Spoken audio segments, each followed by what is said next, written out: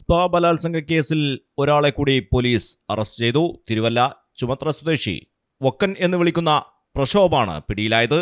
റാന്നിയിൽ നിന്നും ഇന്ന് പുലർച്ചെയാണ് പ്രത്യേക പോലീസ് സംഘം പ്രതിയെ കസ്റ്റഡിയിലെടുത്തത്. ഇതോടെ കേസിൽ 4 പേർ അറസ്റ്റിലായി. കേസിൽ ഇനി 2 പേർ കൂടി പിടിയിലാകാനുണ്ട്. ഇവർ സംസ്ഥാനം വിട്ടെന്നാണ് സൂചന.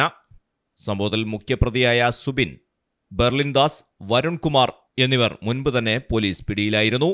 ഒളിവിൽ കഴിഞ്ഞിരുന്ന നിരണം സ്വദേശി വരുൺ കുമാറിനെ കഴിഞ്ഞ ദിവസം ആലുവയിൽ നിന്നും പ്രത്യേക പോലീസ് സംഘം പിടികൂടിയത്.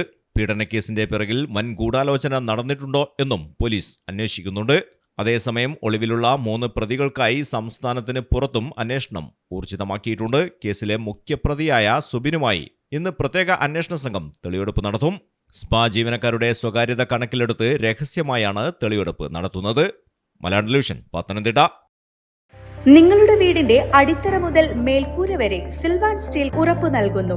വിശ്വസനീയ ബ്രാൻഡുകളുടെ ഗുണമേന്മയുള്ള ഉൽപ്പന്നങ്ങൾ TMT bar, GP pipe, GI pipe, net sheet, rain cutters, routing sheet, GI coil, polish RAD തുടങ്ങിയ കൺസ്ട്രക്ഷൻ മെറ്റീരിയൽസും മറ്റ് ഇൻഡസ്ട്രിയൽ ഐറ്റംസും സിൽവാൻ സ്റ്റീൽസിൽ ലഭ്യമാണ്.